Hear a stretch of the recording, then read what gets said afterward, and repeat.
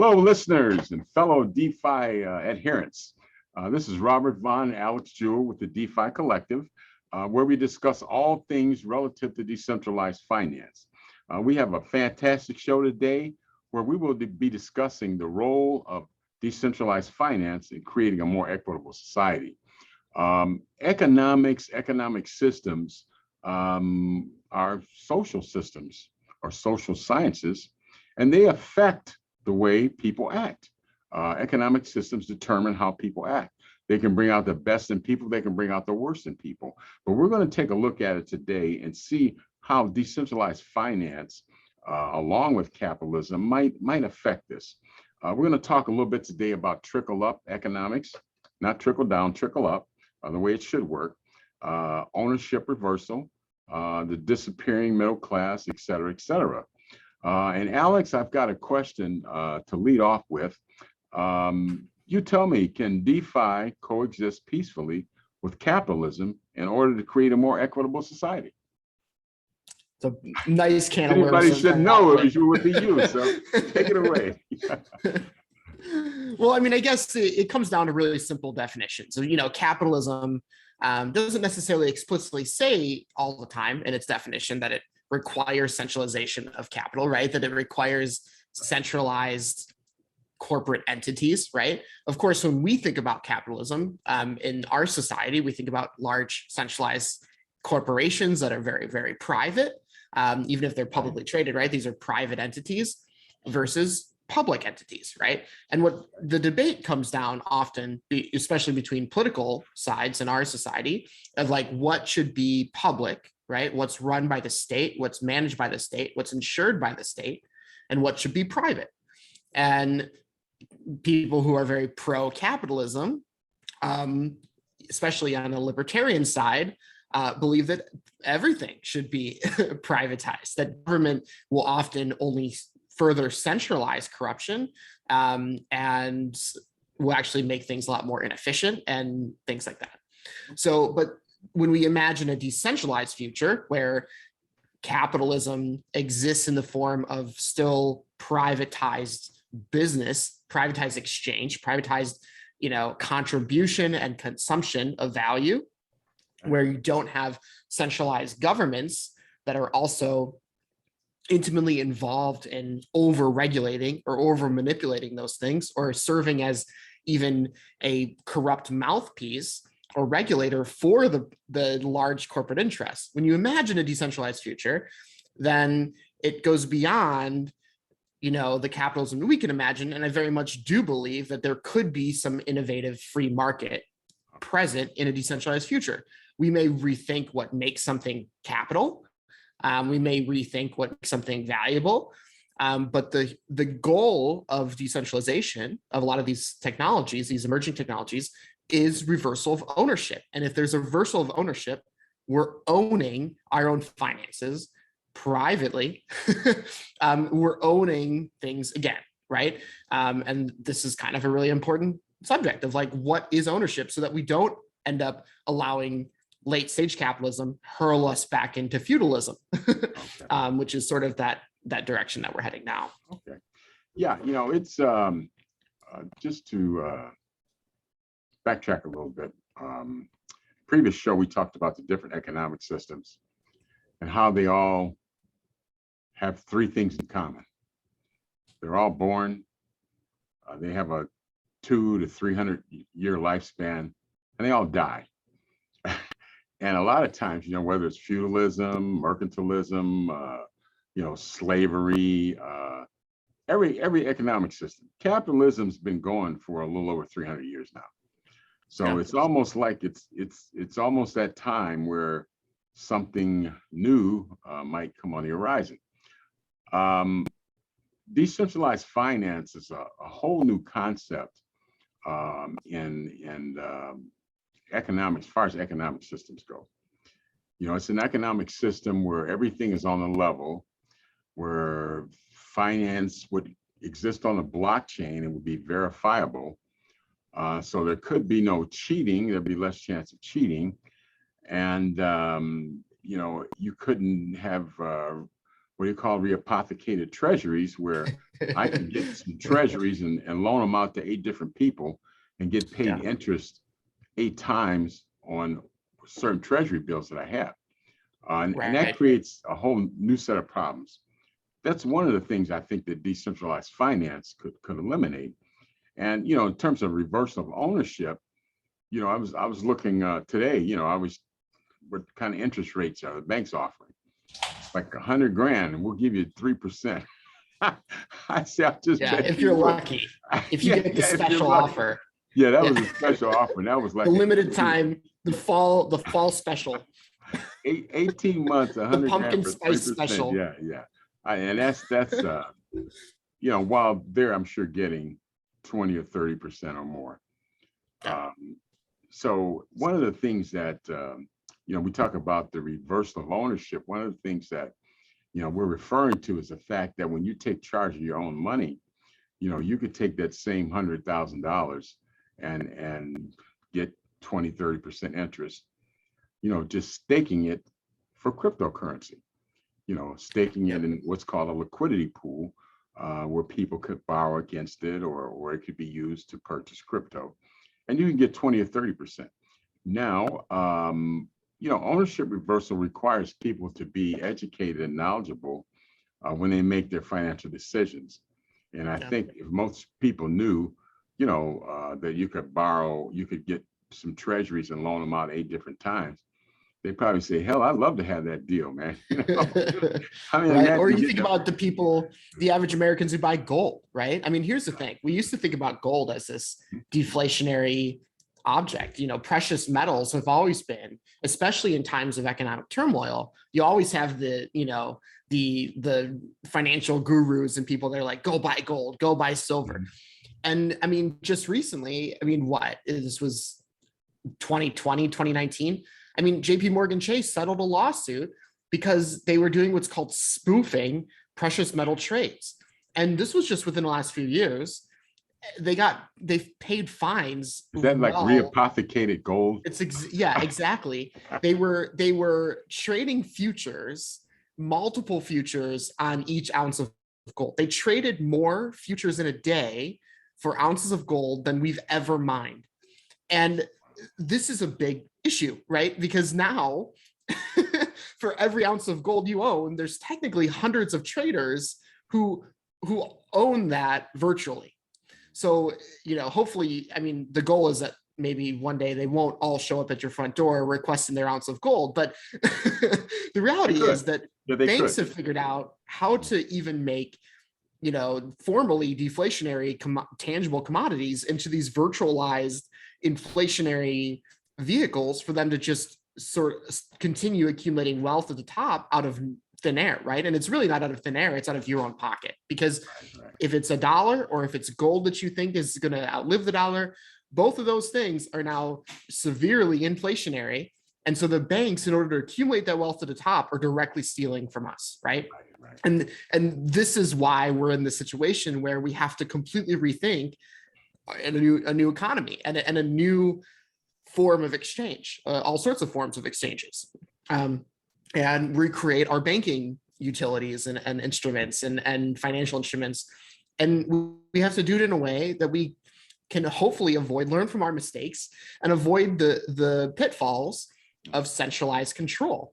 And so when you think about, you know, capitalism or socialism or democracy or these things in the future, they're not going to look anything like, hopefully, they're not going to look anything like what we have now, right? Because you can have governance and you can have ownership and you can have innovation and you can have, you know, fractionality and you can have all sorts of things that we probably can't even imagine now that these emerging technologies are going to give us, but in a much safer and innovative way that matches this new digital economy. And I think this is where a lot of our tension is coming from right now, is that we're in this moment of very uncomfortable transition, right? We're transitioning from old economy, old forms of work. And we were talking about this yesterday, moving away from old forms of work and moving into a new digital economy, but we're sort of having to do that quicker than even automation is catching up. You know, we can't necessarily fully automate a Starbucks yet, but we also can't find people to work at a Starbucks. because those people are making a lot more money doing digital jobs or gig economy jobs that are a little bit more, they own them more. They own their schedule. They own how much money they can make in a week. They can take a few days off. They can work late at night if they want to sleep in. There's all sorts of like decisions that people can start making for themselves in the new digital economy. And decentralization is going to give even more autonomy and power to the individual. And so it's moving from, formally things like feudalism into capitalism, where we've had all of these centralizations of power. And now this is like the first time where instead of the people revolting and saying, now we're going to trust centralized people again to run it and trust them, and that hasn't always gone well because it creates that cycle that you're talking about. Now we can imagine it where we don't have to trust. It's a trustless, what we call trustless system, where the logic of the system and the trust of the system is baked into how it's designed. And we don't have to trust people in the middle, a handful of people in the middle to do the right things. We can create the system to do the right things, and then we can truly own the system as a distributed members of it. Right, right. Yeah, one of the interesting things about gold is that it used to be illegal for citizens to own gold. And then when Nixon took us off the gold standard in 71, it was okay for people to own gold. And the reason we went off the gold standard is because we had so many countries that owed us so much money. And they said, well, you know what? You're never going to get paid. We're not going to give you dollars back in gold. They said, we're never going to pay you that money back. So we're going to just start our own currency. And we'll give it to you in yen, or we'll give it to you in lira, or we'll give it to you in this or that. So, one of the things that happened when we did come off the gold standard is, credit became, the gold standard, if you will, where, people started to, live their life on credit. Before that, you pretty much bought what you could afford to, because credit wasn't available like it became, after we went off the gold standard. But decentralized finance is a whole new ball game, so to speak. It's a whole new way of thinking about economics, of thinking about finance. I had some kid asked the other day. He said, he listens to the program. He's in high school, and he's a whiz kid. He's going to major in economics. He says, well, if I wanted to get a doctorate in decentralized finance, I said, where would I go to school? I said, Alex Jewell University. I said, crypto Twitter. Yeah, crypto Twitter. But he's Clubhouse of a young guy, and he can already see kind of where this is going. And that's why I like to talk to younger people, much younger than me, like you, and younger people, because you get a different perspective. Usually when someone's older, they're just trying to, they're into, not losing money. I just want to kind survive, keeping their head above the water, just right? kind of ride this thing on through, and younger people are thinking about building something, and he's thinking about, he wants to become a doctor of economics in decentralized finance, which I thought was really commendable. Really cool. I told him, I said, I don't know. I said, but I'll ask around, and I'll ask Richard Wolf too. He probably knows if anybody does. There's probably programs. There's a lot of schools that offer programs that you shape for yourself, right? So I'm sure there's like a school or several schools you can choose from that are going to say, okay, there's an economic base, but then you build your curriculum on top of that based on a specific subject, and then you do a thesis on that. So luckily, if the school's willing to work with somebody, that you can probably develop a program. And who knows? They might actually like what you're doing. You might have a department head that's like, wait a second, this is pretty cool. This is really important. And then you start shaping academia too. You start shaping the narrative in terms of what other people in economics are learning. That could be really powerful. So it is. And that's kind of where, one of the things that I've always thought was a real good skill is to be able to be honest with yourself and see things that are coming down the pike, and kind of removing yourself from your own self-interest. Yeah. And kind of see where things are going. Now, if most people, if they're heavy in the market, they're not really feeling this Bitcoin stuff. You know what I'm saying? And this is more, I mean, they want to get out in front of it, but they're not really, evangelizing, They're not passionate about what it does, right? They're not, yeah. They're saying we don't want to change a damn thing. I just, made 800% on Amazon last year. Yeah. I'm not changing anything, so. I ride the wave on this, but right. I don't need to change anything about the traditional market, right? They're not incentivized. I mean, we can't imagine a lot of people being incentivized. I mean, it's a very few amount of people who can think outside of themselves in their own situation. And it's something that I've always challenged myself to do and that I'm always doing, because it would be really easy for me to be like, I'm going to work a tech job, some big corporation. I'm going to do the same thing every day. I'm going to, let's say I get a job at Facebook. I can, load up my stocks. In a few years, I'll be able to leave Facebook. I'll have like a few million in the bank. I could start my own company, right? There's like this track that engineers take. And it's super comfortable. And the reality is that what gets me up in the morning, what I go to bed thinking about, and bless my wife's heart because she has to hear all about it. But like what drives me is thinking differently about how can I use these privileges and these things that I've been blessed with to like really think differently about an economy that works for everyone, that works better, because it doesn't matter if it works for me. I don't want to judge success criteria if it works for a few people. I want to judge the success criteria on how are people in Flint, Michigan going to get clean water, or like, how are working class Americans, how are they going to afford rent without having to work 3 jobs so they never see their kids? Or, like these are the real questions that we should be asking ourselves. And if we can't judge the success of our economy and our system by the people at the bottom, then we failed somehow. We've done something wrong. And we can't be proud of ourselves because a few people at the top made a bunch of money on stocks, right? You could judge any country by the people at the top and they look great. You're like, oh yeah. What is this new country that, the people at the top, they don't really have an allegiance to any country.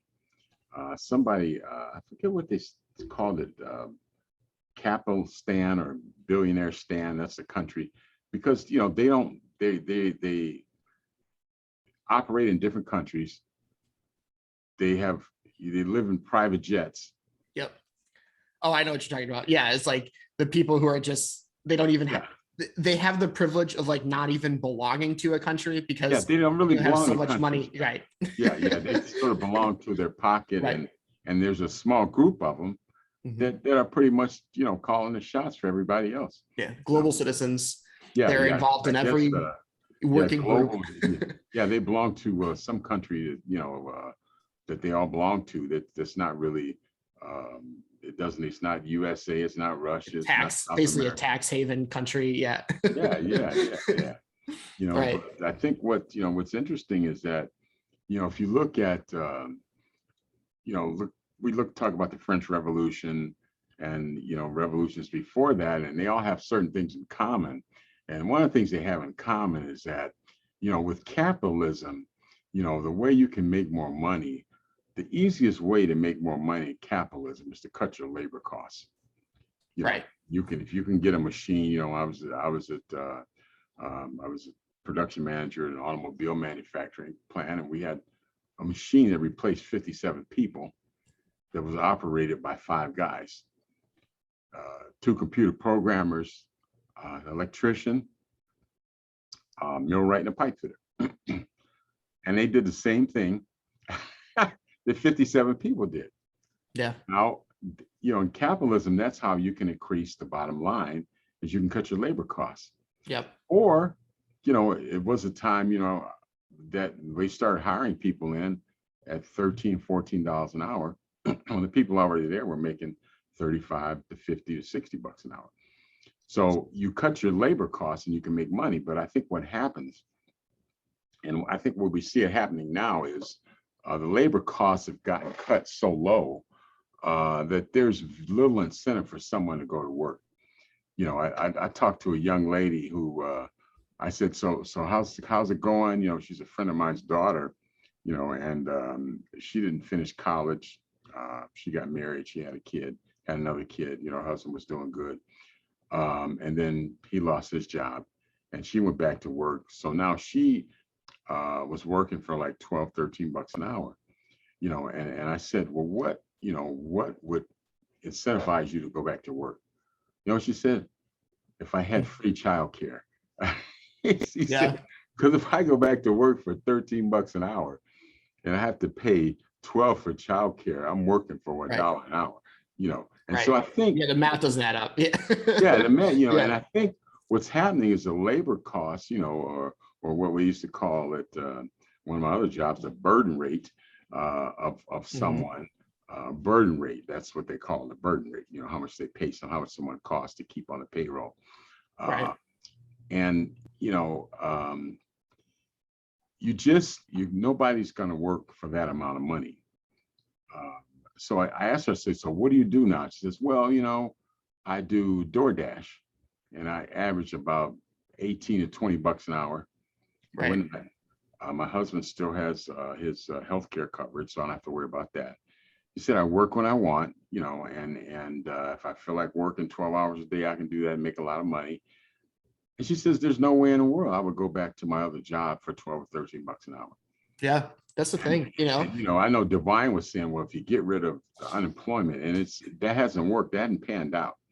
And those people are never going back to work at that price because they found, because of the pandemic, they found other ways, to make a living. So many people I know now, younger people are gone into business for themselves. Yeah. And they already were, the problem is that there's a lot of pressure happening already in this area before the pandemic. And of course, the pandemic just acted as it acted as an accelerator. It accelerated existing conditions. It didn't create a lot of new problems, realistically. It actually just accelerated. Yeah, just brought it to a head a lot quicker. Yeah, just brought it to a head. Right. It emphasized existing issues. And the reality is, I had a follower a few weeks ago from Instagram, and she was like dropping off food that we had won from something. And she was telling me like, yeah, I went to culinary school. And then like, now she's doing she's like working at a nonprofit doing like an internship, but now she's like deciding between being a doctor or TikTok. And I had this moment where like, even I'm almost 30 years old, where even I had a moment where I was like, oh my God, there's people deciding between being a doctor and TikTok as careers. Like that's the equivalent.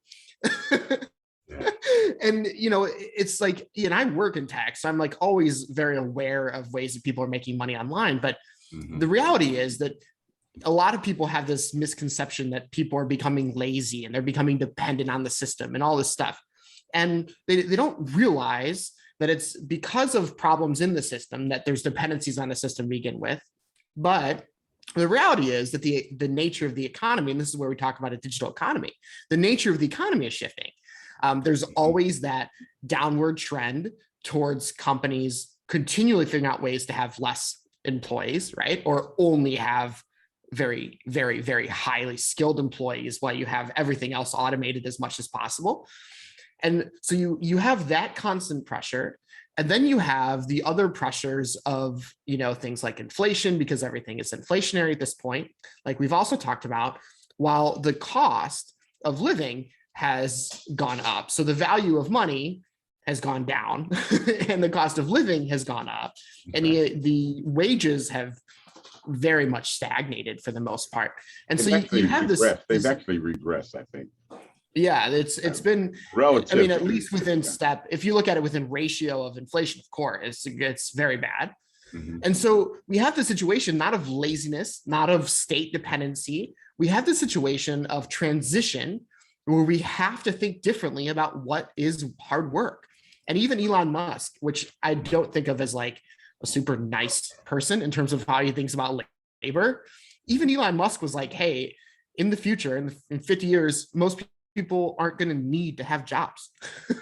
We need to pay people UBI because we have to think differently about the economy. We have to pay people for being contributors to the economy that people like Elon Musk are going to profit off of if we want the economy to exist. Because, we need consumers in order for an economy to exist. And if those consumers don't have work, because that work no longer exists for the working class at all, then we have a major problem. This is not sustainable. So that's why things like UBI with decentralization help us reimagine and redesign an economy that actually works for that future. Right, right. I think there's, you know, it's funny. I was looking at a chart the other day, and you look at different, I guess, economic and political systems. You look at democracy, socialism, communism, oligarchy. You know, you look at all of them, and guess which one has been growing around the world? The only one that's been growing, and the rest have been shrinking. Socialism has been increasing. Yeah. Capitalism, communism, all the other ones have been decreasing. Yeah. So I don't know. What does that say? Does that say that, you know, maybe, and I'm not talking about the kind of socialists in South America or Cuba where they said we're socialists, give us your company. Authoritarian regimes. Give us all your money, you know, we're socialists, give us all your money, we'll take care of you. Not that kind, but, you know, real socialism. We promise we care about you. Yeah, we promise we care about you. Yeah, yeah. But, you know, and socialism in terms of, you know, everybody contributing and everybody getting a fair shake and everybody helping everybody else out. The state being representative of the people and kind of looking out for the people, probably as opposed to looking out for the companies. Because in capitalism, the state takes care of the companies first and then the people are second. And you can use whatever excuse you want, you know, they'll create jobs. And, you know, if we, you know, we heard that one how many times, you know, you just give us this money, give us this $80 trillion tax break and we'll create jobs. And what do? They go back and do a stock buyback, then cash in their options, you know, so they can put a few $100 million in the bank. But I think that capitalism has kind of reached a point where there's so much downward pressure on wages that, you know, it's the system is starting to break down. And that's why, you know, I think that Biden paying people $600 a week and 300 extra bucks a week, I think that kind of kept the economy going for a while. Right. Because now that it's stopped, you see things are kind of like grinding to a halt, you know, because it's not that people don't want to work, it's that the wages that they pay them, they can't survive on. You know, so they're figuring other ways, you know, to maybe go into business for themselves. You know, I know a gentleman he loved to paint all the time. He was painting, he used to paint for free. I said, well, why don't you start a paint company? Well, he did. And he's making almost 3 times as much as he was, you know, working at a factory where he was working at.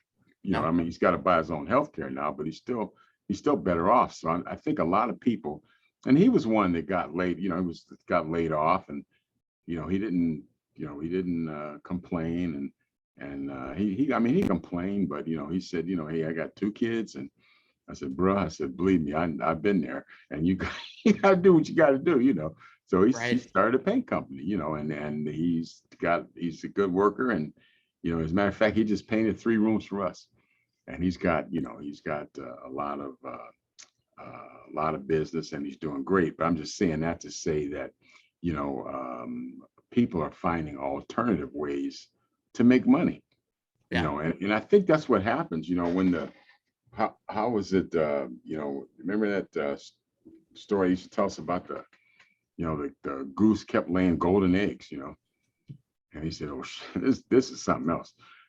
King says, well, just cut the goose up and let's get all the eggs out and just be done with it, you know. So I think, you know, a lot of times, you know, because of the downward wage pressure, you know, they're killing the goose that laid the golden egg. Because if there's no middle class, if there's a lower middle class that has to spend every dime they earn on rent and eating, and now most of the rental properties are owned by this huge company. Blackstone? Is it Blackstone and BlackRock are both. Yeah, Blackstone and BlackRock, right? Yeah. They own more real estate than anybody else.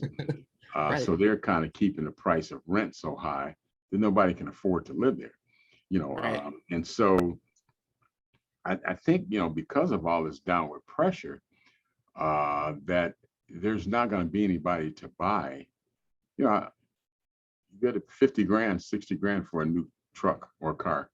If you can get one for less than 30 grand and they can fit 3 kids, you're doing a pretty good job. Yeah. Maybe a minivan. I don't even think you can get those for under 30 grand now.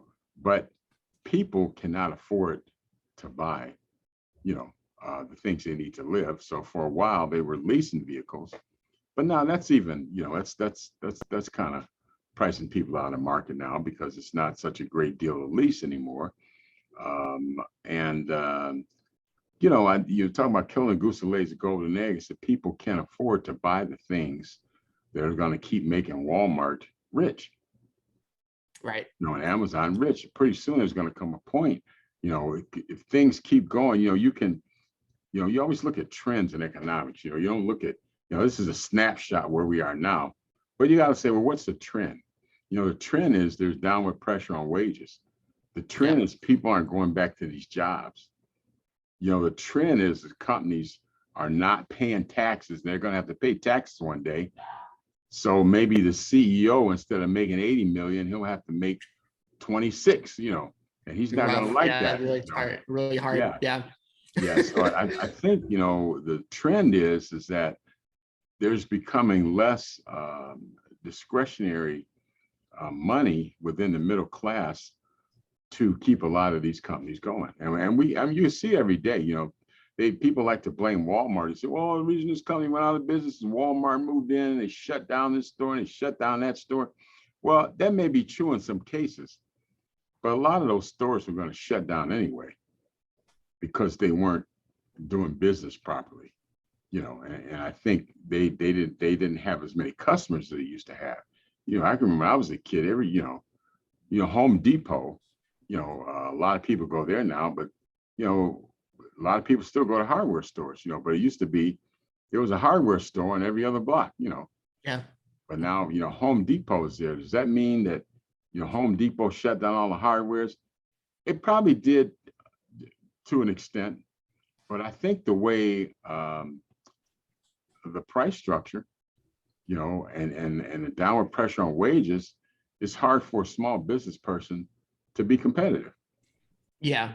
Well, that's the problem. There's a lot of push for progressive things that are really good for the working class, like higher wages, higher quality of products, these things that are inherently different than what these corporate overlords tend to provide, right?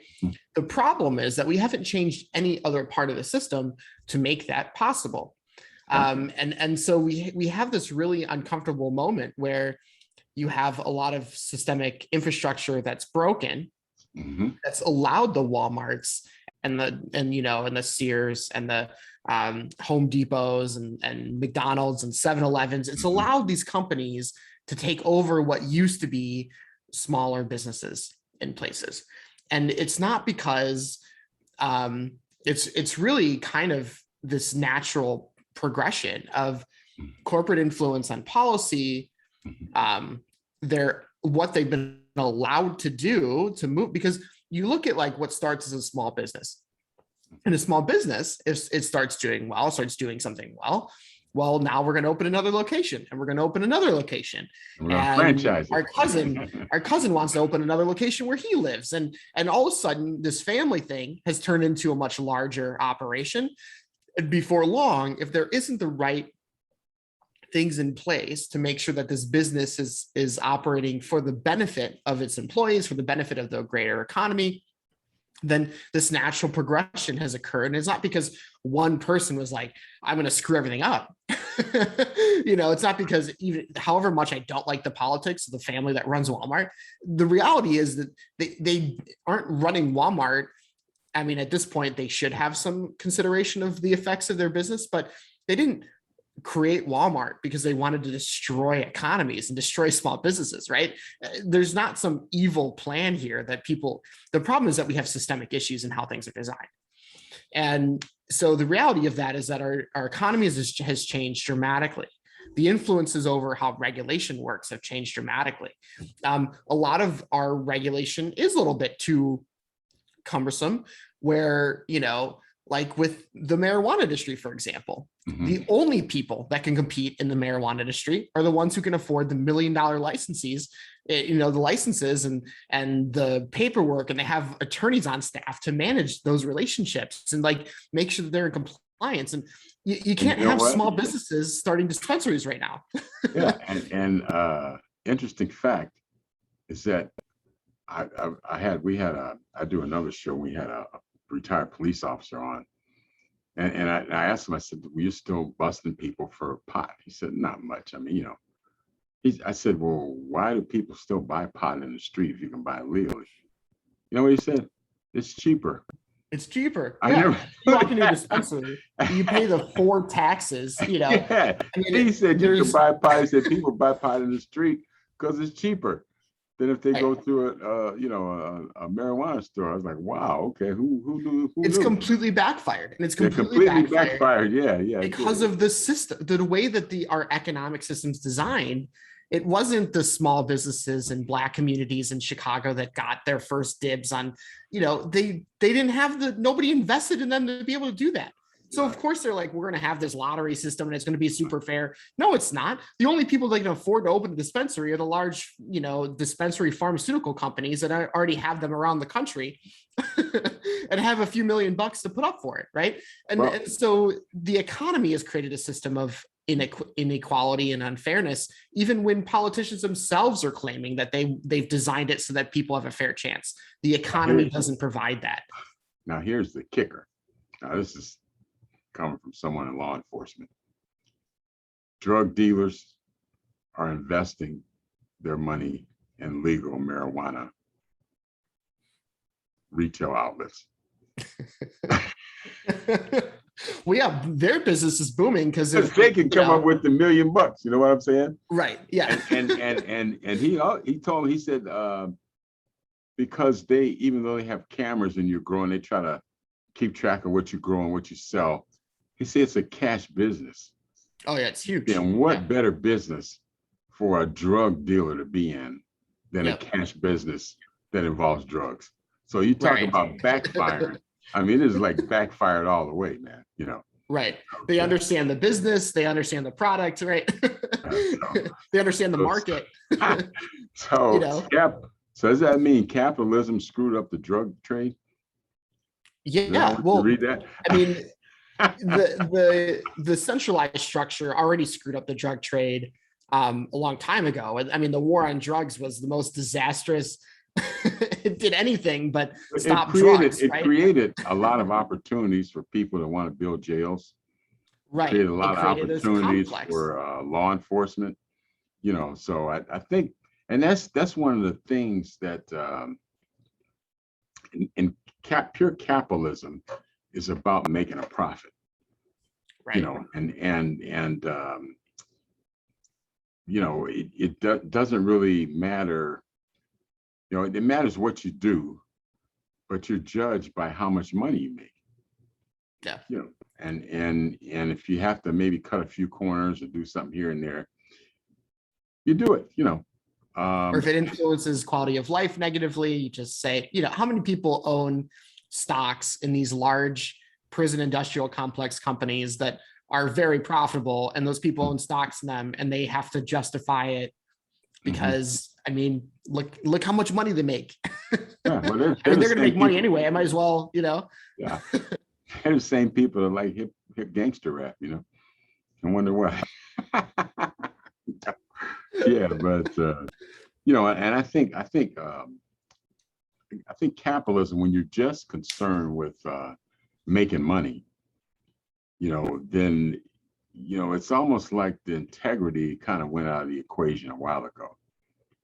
And most, I had someone tell me once, a guy I used to work for, all I did was do technical analysis for him for stocks. I was supposed to be doing chemistry, but he said, screw that. He said, you got an A in chemistry. He said, you know all that.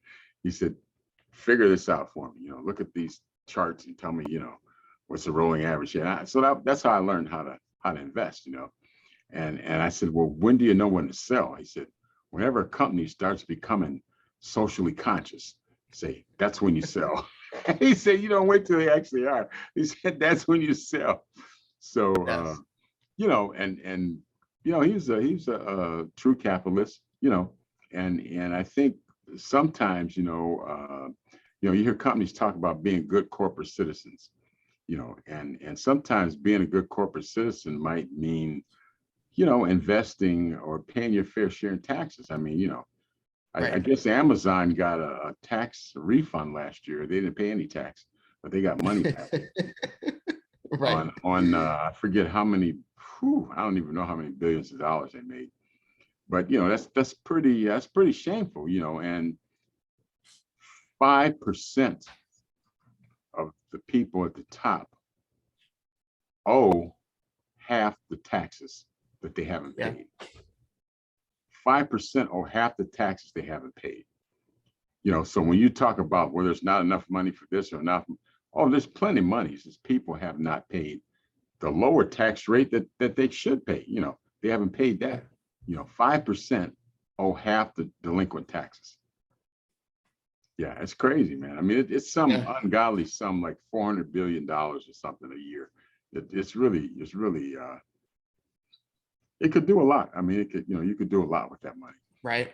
And I mean, and this is the conflict of interest that we talk about when our society is structured around pure capitalism, when it's become this, even our governments become a governing body on behalf of capitalism, then we have this conflict of interest of like, here's quality of life, here's human interest, here's workers' rights, here's fair wages, here's time off, here's like maternity leave and paternity leave, right? Here's all these things that directly take away from the bottom line, and there's no ROI on those things, right? They can't even, it's not even like free lunch, right? Because a lot of companies are like, you'll get free lunch if you work here, but you actually end up stuck there longer so they make more money. Like that's the sort of, you don't leave for lunch, so you're already at the office, so you end up working more. Like there's the sneaky things that they do to seem like they care.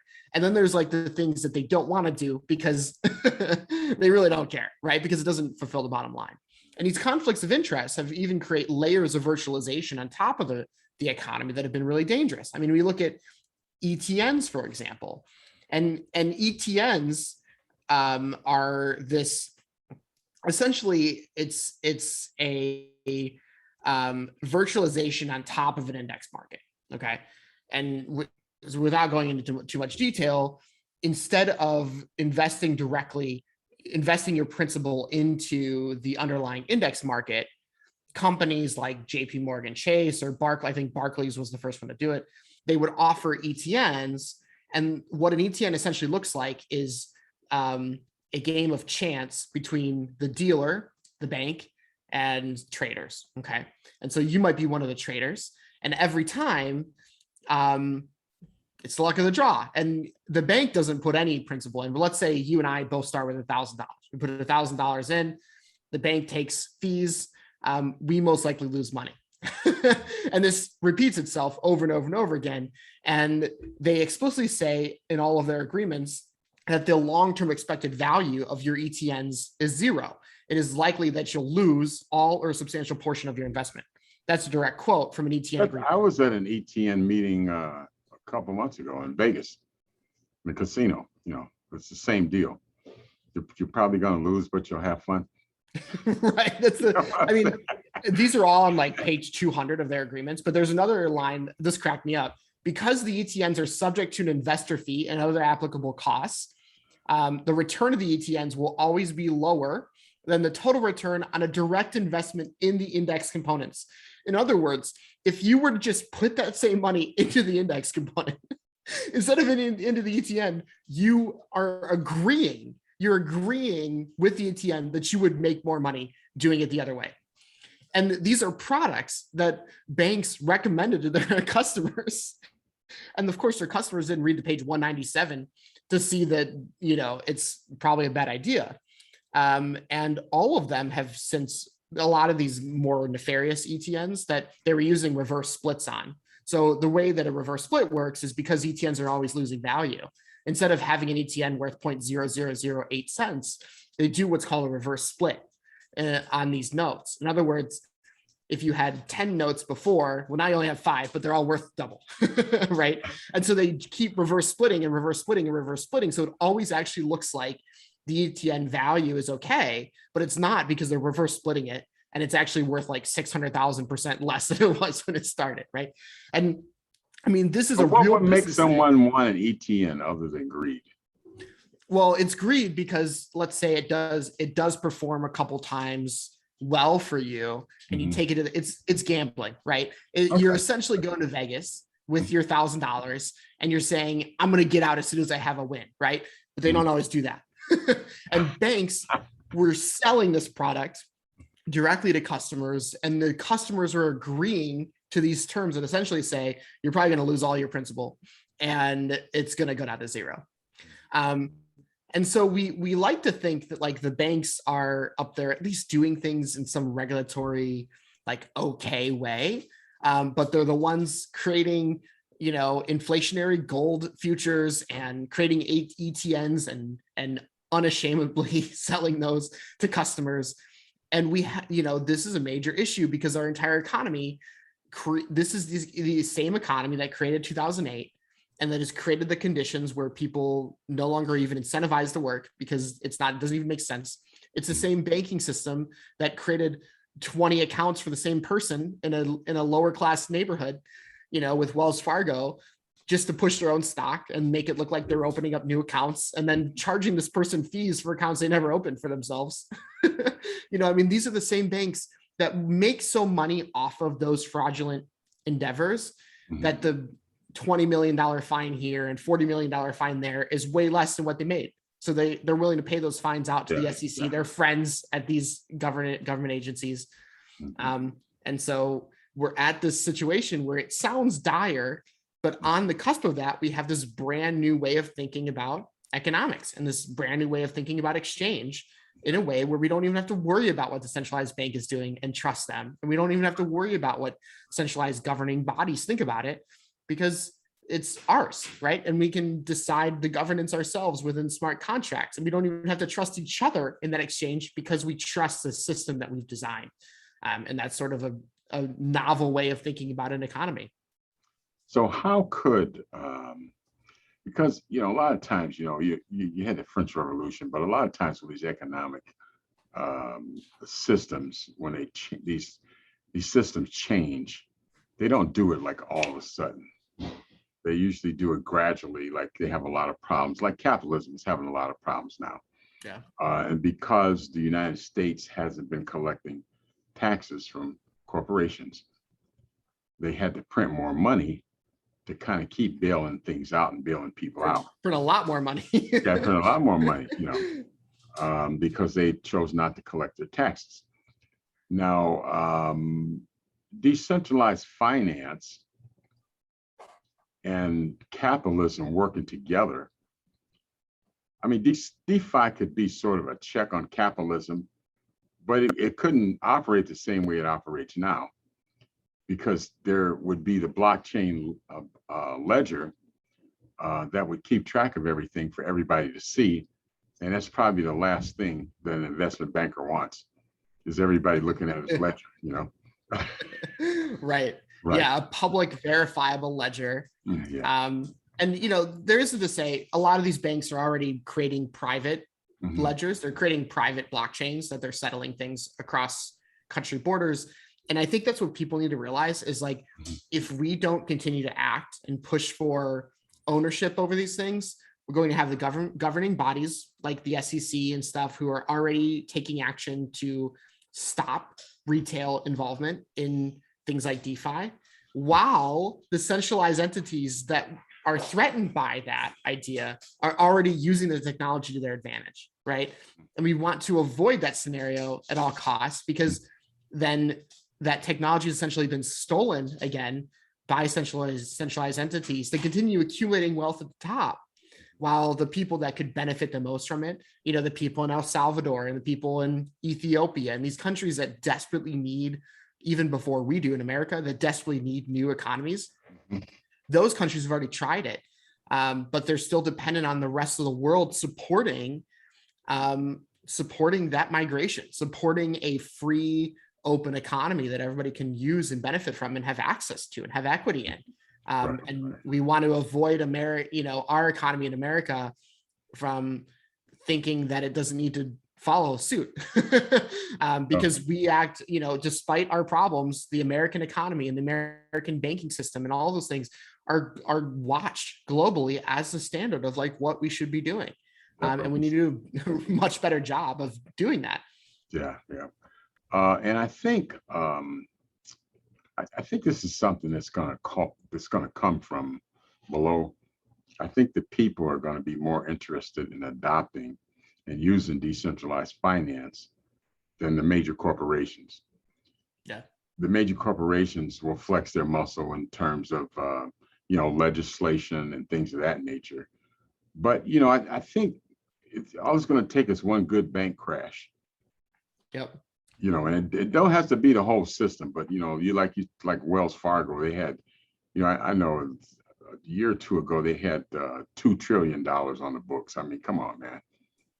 From all those fake bank accounts, they were showing assets of $2 trillion. Right. That is totally ridiculous. I don't think they ever had $1 trillion. They had a lot of money, but what they were showing us was not what they actually had. But I think, a bank like that, it's like when Enron crashed, it changed a lot of things, and I think, they're one big bank crash away from, cryptocurrency looking pretty good to a lot of people. But more than that, the decentralized finance aspect of it, the blockchain ledger, and the safety net that would come from that, I guess everybody having access to seeing what's really going on, it's not how they're doing business now, and it's gonna change a lot of things. Right. So I mean, it probably won't change it because they want to change it. It'll probably be forced to change, because of something that happens. I mean, now the governments they want to break up Facebook. Right. And I think they probably will be successful. I think because Zuckerberg he rubs people the wrong way, and he doesn't really make a lot of friends in Washington. But I guess he doesn't feel he has to.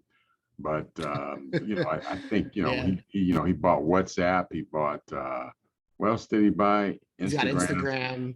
Yeah, he's going to try to buy. He tried to buy another one. They told him, "Hold on, man. Wait a minute." But so you can make a case that he's monopolized social media companies to an extent. Right. He's bought a lot of small. Yeah, it's a good argument for sure. Yeah. So I don't know, if what might precipitate more of a broader adoption of cryptocurrency and decentralized finance, but I can kind of now, if you asked me 2 years ago, I said, "Oh man, there's nothing going to change," But I can kind of see that happening because when's the next blip going to come in the economy? Is the Delta variant? Is that going to? And it's not causing anything. It's just accelerating everything. Right. People don't go back to work, and these companies start closing. The money supply shrinks. They're going to pump more money into it, and instead of putting it in the economy, the companies will buy back their stock, which doesn't benefit, the general population. But I can see now where DeFi might be attractive to a lot of people in the not too distant future. I think as more people find out what it is, and that's one thing we try to do on this show, is try to let people know and educate people into what it is and what it isn't. Yeah. Well, that's if they keep attacking private companies. I mean, Coinbase's CEO yesterday, he's apparently in this major situation with the SEC. They're not communicating properly, but they've essentially threatened to sue Coinbase for allowing or wanting to have a loans product to be able to give loans in cryptocurrency. And the SEC, they thought they were good to launch, and the SEC was like, "Hold on, that's a security." And Coinbase was like, "How is that a security?" And then the SEC was like, "We're not going to talk about it." And so now there's this major situation where the CEO, despite any legal or marketing implications, went to Twitter and essentially, I mean, last resort was like, there's something wrong here, right? And it's because there's no response, but they're trying to stop it from happening. And that's a major conflict between decentralized companies like Coinbase that want to help at least usher in a decentralized economy, and these governing agencies that don't really understand it, but also aren't even willing to meet and talk about it. And this tweet really cracked me up because somebody was like, well, if the SEC doesn't want us to stake USDC in Coinbase, I guess we'll just have to withdraw the Ethereum, lock it in Aave, borrow USDT against it, buy UNI with that, bridge the UNI to BSC, lock the UNI in Cream, borrow BNB against the UNI, and blah, blah, blah. And it has this long tweet of like, well, if they're not going to let us do it in Coinbase, I'm just going to do it on all these decentralized platforms that they have no control over because they're completely decentralized. There's no centralized entity. Which is what he probably should have done. Which is what he probably should have done in the first place. Right. He's concerned. They're going to, you know, how the SEC gets you, man, is they take your stock price down. That's how they whip you in line. You know, they can do a lot of things to take your stock price down. And, you know, with the hedge funds and the New York money kind of supports our political candidates, you know, both Republican and Democrat. That's why there's little differences between both of them, but none of them will go against, you know, Jamie Dimon or any of those guys. Especially in terms of banking, they're all. Yeah, I mean, no, they're not gonna touch those guys because that's where this money spigot comes from. You know, as a matter of fact, they told Biden if if he didn't get on board, they were going to start throwing money to Trump. And he got in line real quick. You know? Right. He was like, oh, don't worry. In private meetings, Biden was literally like, not a lot's going to change, guys. Like, don't worry about it. I mean, it's cool, man. I got this. Yeah. He's like, don't you worry about a thing. I'm not going to change anything. Yeah. And he didn't. I mean, because you look at the financial, you know, in the finance, you might say, well, Trump is this and Biden's that. Well, they got, you know, differences on social issues and stuff. But when it comes to those banks and when it comes to money, when it comes to capitalism, you could switch him out, man. You would never know. Yeah, it's the same. He hasn't touched any of the tax breaks. No. Even with student loans, he forgave like $1 billion of it, but then he added $40 billion more dollars. You know what I mean? Like, and he's kind of trying to use Manchin as a scapegoat, but it's not Manchin. You know what I'm saying? He wants to use Joe Manchin as scapegoat. Joe Manchin, he's not his calling. You know, it's the puppet masters who are calling the shots. You know. Yeah. And Joe Manchin is just, you know, he's just a convenient scapegoat for the Democrats. You know, you look at where these campaign donations come from; they all come from the same place. Whether you look at a Republican or a Democrat, these positions, they're all getting donations. These companies donate down the middle. They're like, we're going to donate to whoever wins. Yeah, that's right. You got them coming, got them going. You know, but yeah. So these are interesting times that we live in. And, you know, as we've discussed before, every economic system is inherently a political system. So I would like to see the day when they use a blockchain to vote. And then that would take all the, you know, would be a transparent ledger where everybody could vote with your social security number. You know, every vote could be tracked. You know, you wouldn't have to worry about where the Dominion voting machines you know, have bamboo in them or something. I don't know where they're at now.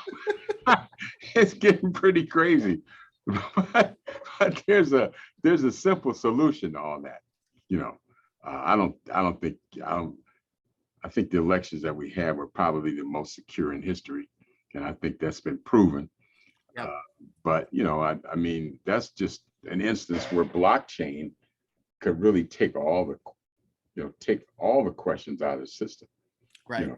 Well, also, even the people that we end up with are sort of this like super diluted, you know, institutional, they're part of this broader institution, and we just get two options, right? And this is inherently broken. This is a problem because a lot of us probably would have chosen different options. Oh, yeah. I think so. Yeah. And so if you can eliminate that problem of like who we even get a choice between, and you can open that up with like a much more efficient technology driven system. Right. I mean, then we can really have change on the political side too. And I was really impressed with New York, with their mayor election using ranked choice voting. That was incredible. Yeah, that was interesting too, and it took a little longer to count, but Right. I think they got to the right result, but Yep. people are going to get wise to ranked choice voting, Yep. and I know some communities do council races like that. They'll say, what's your first choice, what's your second choice, and then everybody will say, just vote for one person. Right. Is what they do. But then if you have a second person, you can vote for them. And I think that's a great idea, Yep. because, this may, maybe this is my first choice and maybe somebody else is my second choice, Yep. So Exactly. I don't know. We could see ranked choice voting for president someday soon, I mean, right. And some of the systems, like the parliamentary systems, they make a lot of sense. Mm-hmm. They make more sense, I think, than our system does sometimes. Yeah. Because if you're not doing your job, they can call a special election. Yep. And if you can't put together a coalition, then you're out, Yeah. So, I mean, that's I don't know. I think that may be a little more representative democracy than what we have. Yeah. I think the American system is going to need a little bit of humility if we want to change things, because there's this idea, there's this delusion that like America invented democracy and that America does it the best. And we have to be open to change. People have to be really open to change because it's the only way we're going to survive the next 50 years. So you're right. Yeah, exciting, exciting stuff. So stay tuned, and as we said before, is that we like to look at decentralized finance in terms of how it affects society. So this isn't the last you're going to hear about decentralized finance. It's not the last you'll hear from Alex and myself. But until next week, we want to thank you for joining us. And I don't want to say buy Bitcoin, so I'll just say continue to wear your mask. Alex, any final thoughts? Nope. All right. We'll see you next week, and thanks for joining us. Bye, guys.